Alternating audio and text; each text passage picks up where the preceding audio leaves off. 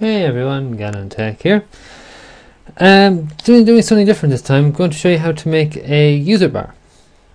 So I was going to first use the website userbars.com. I'm going to show you their two designers. They have a basic one and an advanced one, but just the site was being slow for me and my internet was acting up. So I thought I would go for what I was going to do after that. I was going to show you how to make one in a Paint program. So I have Paint.net. If you have Photoshop, that'll be fine. I just picked Paint.net because it's free, so if there's anyone watching, they can go and download it and do this. So the first thing we need to do, and I'll put links in the description anyway. So the first thing we need to do is we need to change the size of our canvas to the size of a normal user bar. So that's around 350 by 19 pixels. Okay, so width 350, height 19. And we get a nice tiny bar. So I'm just going to zoom in just so we can see it better. And the first thing that I like to do, but you could have a picture in the background, you could have a tiled image, like a pattern. But what I like to do is I like to put on gradients. So we have different types of gradients, and depending on your two colors here, so I'm going to change this back just to black and white. There we go. So if you click on your gradient tool, well, I have these options up here for different types of gradients. So if you click there, there's a dot, and you drag your dot, there'll be two dots on top of each other.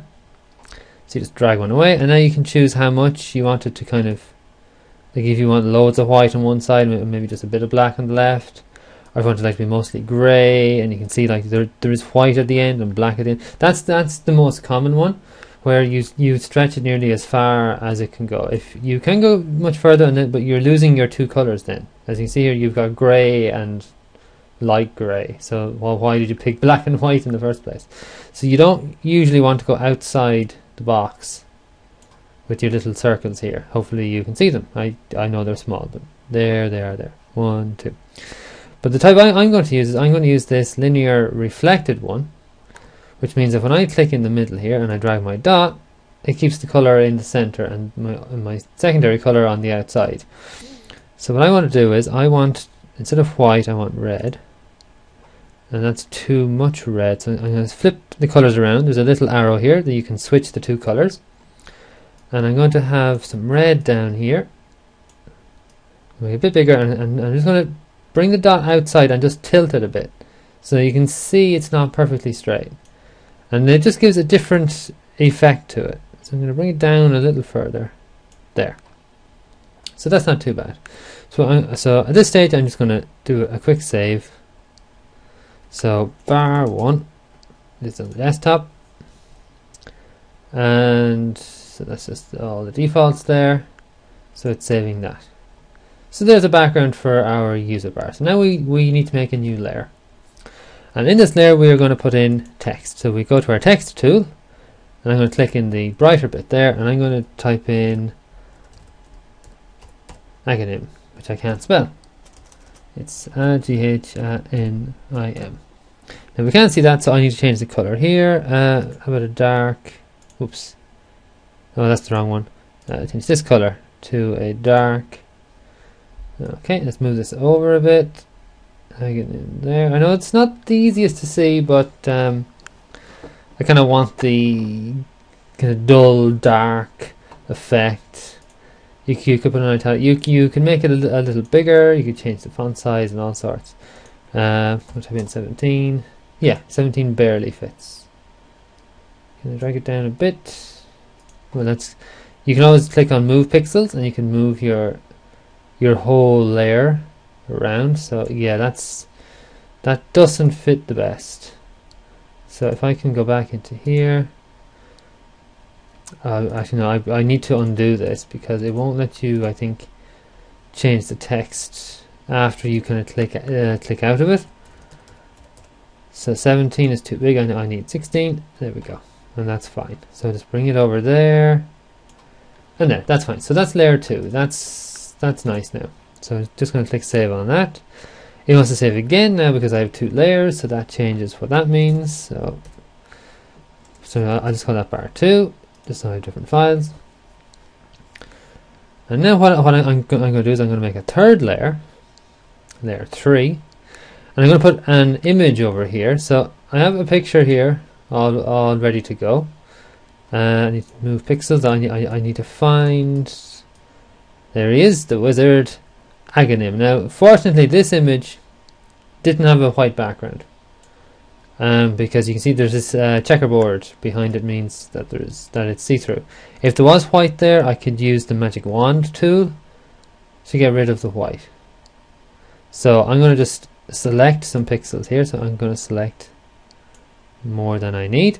I'm going to copy that, go back to my user bar, I'm in layer 3, and paste. I do not want to expand my canvas. You can if you want, and then at the end highlight enough for your user bar. So highlight 350 by 19 again. I'm not. I'm going to keep the canvas size. I'm going to move my image around to fit inside the user bar canvas. So there it is here. So as you can see, there he is. So I'm going to put him down here. You kind of want to see his hands. You want to see his face. So what I'm going to do, I might put in a few images. So if we go back here, and if we highlight, well, if we highlight that image too, copy it, and just going to add a layer just in case it starts to kind of mess around with each other. Sometimes they like to stick together and then you can't kind of move them. So keep the canvas size the same. Put him over there. And I need then the third one, so that's his left hand, and then we need the right hand one. So if we just highlight this there, copy, and we paste it in here. I'm just going to make a new layer, keep the canvas size, and here it is over here. So now we're going to put that, try and line it up nicely, get the space between them the same, so I'm kind of picky like that. And that's too low down. Okay, that's not too bad. So let's see, no, that does not change the color. Can I select? No, that's just selecting a piece of the shape. But yeah, well, so kind of there. So if we zoom out, we can see. Sorry. We can see there, so we have our images, we have our gradient, and we have some text. And so all you then is you just file, save as. Probably best then to save it maybe as a JPEG or a PNG. So I'll go with PNG. And we're going to go with Aghanim user bar, and click save. That's going to then, that will flatten us. Now we actually flatten because it's going to mush, for lack of a better word, mush all the different layers together. So now that is one solid picture. Let me just zoom in there again, and you can then use that picture anywhere you want. So there you go, very simple. Just keep making layers. You can add in what you want. You can hide then certain layers if you don't like them, make new ones. Save often.